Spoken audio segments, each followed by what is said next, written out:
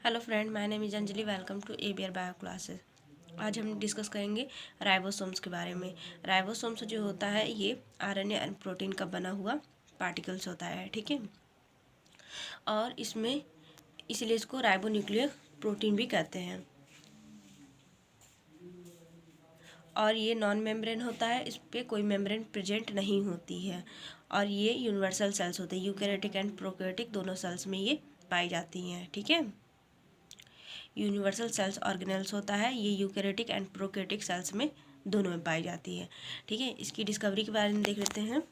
तो इसको डिस्कवरी, ठीक है, फर्स्ट आइसोलेट किसने किया था? क्लाउड ने किया था। क्लाउड ने इसको फर्स्ट आइसोलेट किया था साइटोप्लाज्म से, और नाम क्या दिया था? माइक्रोसोम्स, ठीक है। और first observe Robinson and Brown 1953। Plant cells bean root, जो सेम की जो रूट होती है उसमें इसको फर्स्ट एब्जॉर्व किसने किया था? रॉबिन्सन एंड ब्राउन ने कब की थी? 1953 में, ठीक है। एनिमल सेल्स में इसको कौन एब्जॉर्व किया था? जॉर्ज एमिल पैडल्स ने 1955 में, ठीक है। और राइबोसोम टर्म किसने यूज किया था? पैडल ने 1955 में, ठीक है। इसीलिए इसको पैडल पार्टिकल्स भी कहते हैं, और इसे पैडल पार्टिकल्स भी कहते हैं, जिसके लिए उनको नोबेल प्राइज से सम्मानित भी किया गया था पैडल को, ठीक है, 1974 में, ठीक है। और अक्रेंस देख लेते हैं, ये मतलब ये कहाँ पाए जाते हैं? तो ये प्रोकैरियोटिक एंड यूकैरियोटिक सेल्स दोनों में पाई जाती है। प्रोकैरियोटिक में कैसी होती है? फ्री लिविंग होती है। साइटोप्लाज्म में ये फ्री लिविंग पाई जाती है, ठीक है। यूकैरियोटिक में ये 2 टाइप्स की होती हैं। एक होता है साइटोप्लाज्मिक, इसको साइटो राइबोसोम्स भी कहेंगे, और ऑर्गेनेल्स राइबोसोम्स होंगे, ठीक है। तो अगर ये यूकैरियोटिक सेल्स में साइटोप्लाज्म में अगर प्रेजेंट हो, ठीक है, साइटोप्लाज्म में अगर प्रेजेंट हो तो ये साइटोप्लाज्मिक इसको कहेंगे, ठीक है। साइटोप्लाज्मिक या साइटोराइबोसोम्स कहेंगे। जैसे फॉर एग्जांपल अगर वो साइटोप्लाज्म में हो, ठीक है, तो उसको साइटोप्लाज्मिक या साइटोराइबोसोम्स कहेंगे। जैसे कि ईआर से भी अगर अटैच रहेंगे, एंडोप्लाज्मिक रेटिकुलम से भी अटैच रहेंगे, तो तभी ये साइटोप्लाज्म में ही पाए जाएंगे, तो इसको क्या कहेंगे? Cytoplasmic ribosomes. ऑर्गेनल्स राइबोसोम्स वो होंगे जो मैट्रिक्स की जो सेल्स जो ऑर्गेनल्स होंगे, सेल्स ऑर्गेनल्स होंगे, उनके मैट्रिक्स में अगर प्रेजेंट होंगे तो उसको कहेंगे माइटोराइबोसोम्स, ठीक है। अगर माइटोकांड्रियम पाया जाए तो माइटोराइबोसोम्स कहेंगे, प्लास्टिडोराइबोसोम्स कहेंगे, ठीक है। और जो साइटोप्लाज्म प्रेजेंट हो तो उसको, अगर वो ऑर्गेनल से अटैच हो तब भी वो साइटोप्लाज्मिक या साइटोराइबोसोम्स कहेंगे, ठीक है। और इसके बाद इसको polysomes ergosome is a group of ribosome bonded to an mRNA molecules like bead on a thread।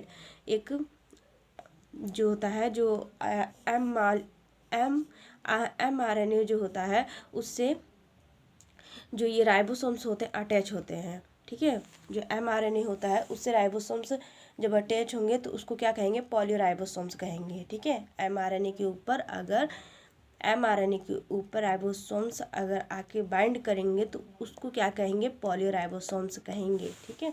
तो ये इसका डायग्राम है पॉलीराइबोसोम्स का। एमआरएनए के ऊपर अगर राइबोसोम्स आके बाइंड करेंगे तो इसको क्या कहेंगे? पॉलीराइबोसोम्स कहेंगे।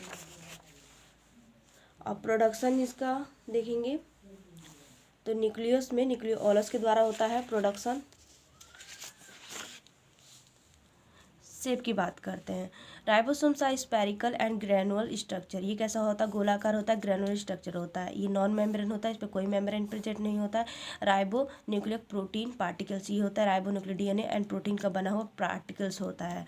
अब नंबर की बात करते हैं। ये जो पार्टिकल्स होता है ये इलेक्ट्रॉन माइक्रोस्कोप से ही देख सकते हैं, नेकेड आइज से इसको नहीं देखा जा सकता है, ठीक है। और इसके डायमीटर कितनी होती है? 150 एंगस्ट्रॉन से 200 एंगस्ट्रॉम तक का होगी।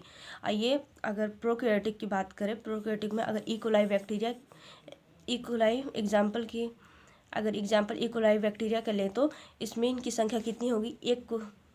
एक सेल्स में इनकी संख्या कितनी होगी? कोशिका में इनकी संख्या कितनी होगी, एक कोशिका में, एक सेल्स में, तो कितनी होगी, 20,000 से 30,000, ठीक है, 20,000 टू 30,000, ठीक है। और यूकैरियोटिक में 10 मिलियन टू 100 मिलियन होगी एक कोशिका में, एक सेल्स में, ठीक है, इनकी संख्या राइबोसोम्स की। तो 10 मिलियन टू 100 मिलियन, 10 करोड़ तक की इनकी संख्या हो सकती है, 10 करोड़ तक का भी हो सकती है, ठीक है। The number of ribosome high in protein synthesis cells as a compare other cells के कंपेयर में राइबोसोम से ज़्यादा प्रोटीन सिंथेसिस करता है, ठीक है।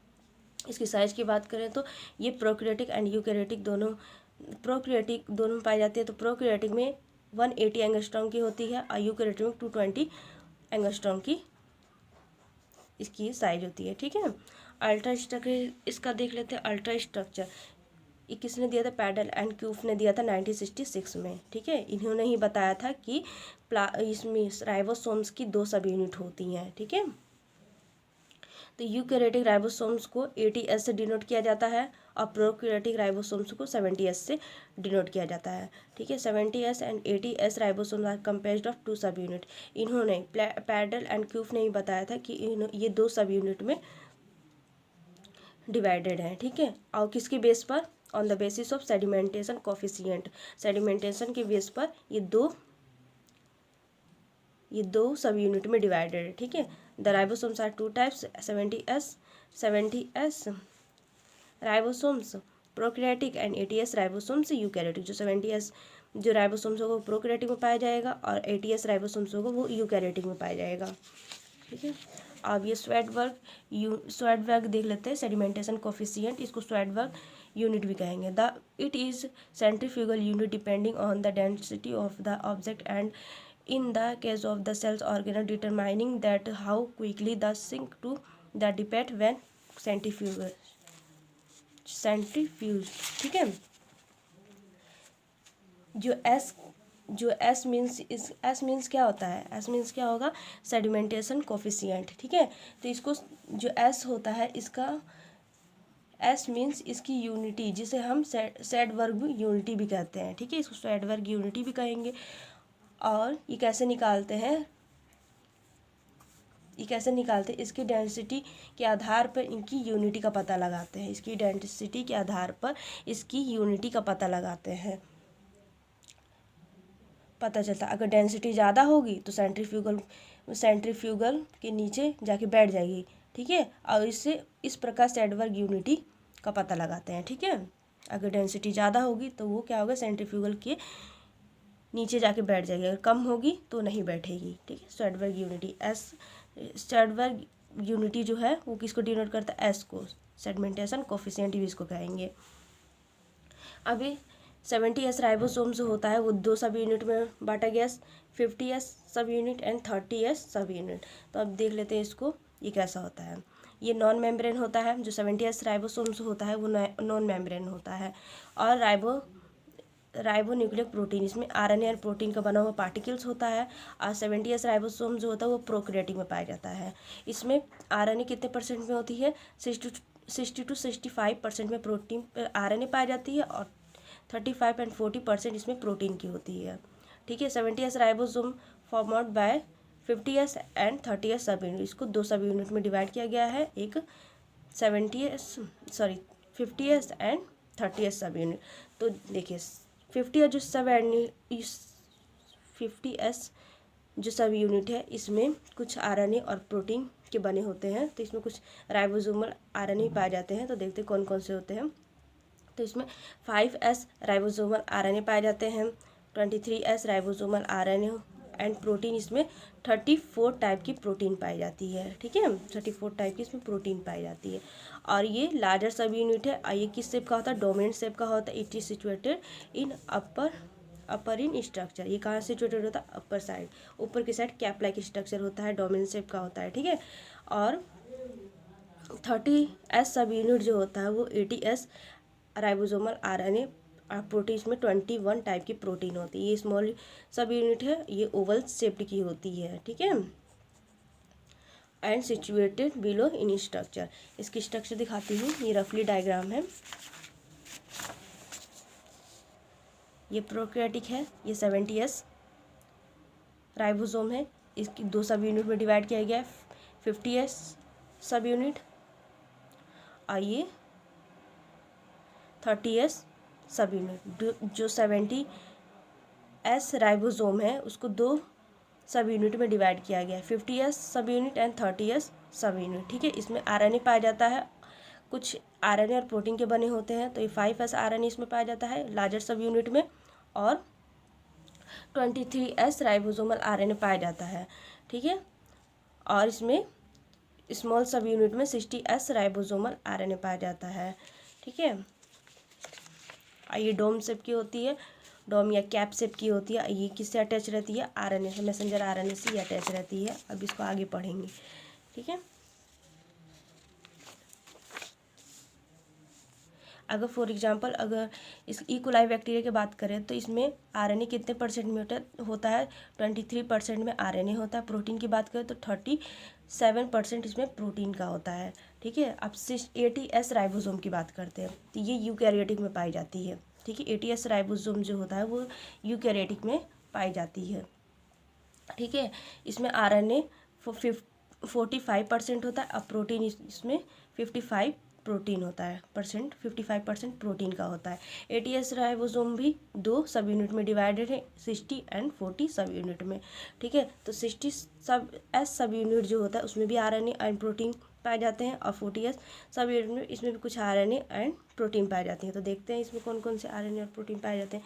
इसमें 5s राइबोसोमल आरएनए पाए जाते हैं, 5.8s ribosomal RNA, 28s ribosomal RNA and protein इसमें 49 टाइप की प्रोटीन पाई जाती है। ये लार्जर सब यूनिट होती हैं और लार्जर सब यूनिट होती हैं। ठीक है, ये डम शेप के होते हैं, सिचुएटेड कहाँ होती है? अपर इन स्ट्रक्चर, अपर साइड में ये सिचुएटेड होती हैं। ठीक है, और ये लार्जर होती हैं, बड़ी होती हैं। जो स्मॉल सब यूनिट है उससे बड़ी होती हैं, लार्जर होती है।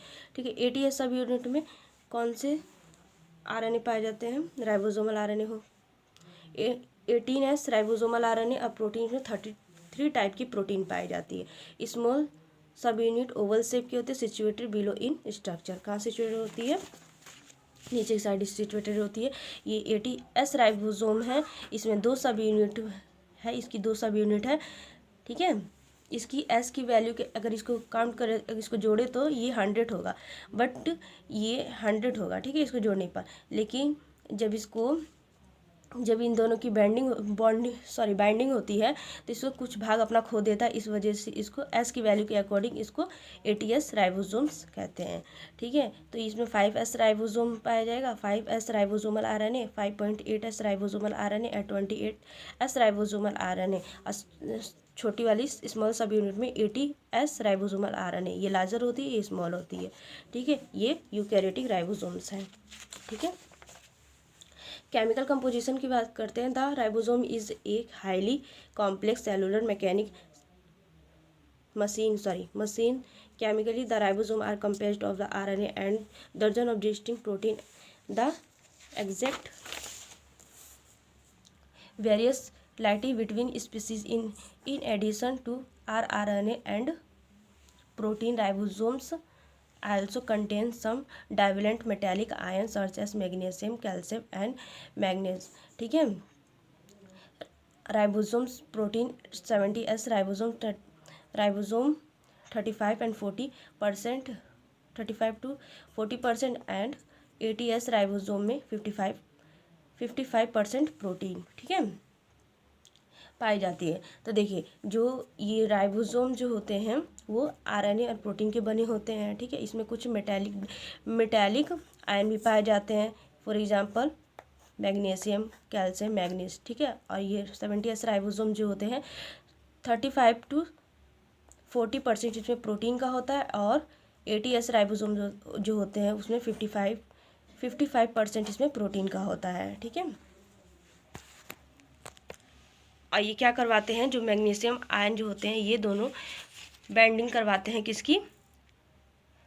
आरएनए से। ठीक है, लार्जर सब यूनिट एंड स्मॉलर सब यूनिट की बाइंडिंग होती है, और ये किस वजह से करवाते हैं? मैग्नीज की वजह से। ठीक है, अब अगली क्लास में इसके डिस्कशन करेंगे फंक्शन ऑफ राइबोसोम्स के बारे में डिस्कशन करेंगे, और इसका जो डायग्राम है ये डायग्राम और ये डायग्राम कि फोटोसिंथेसिस कैसे होती है। ठीक है, अगली क्लास में डिस्कस करेंगे। Thank you so much watching this video.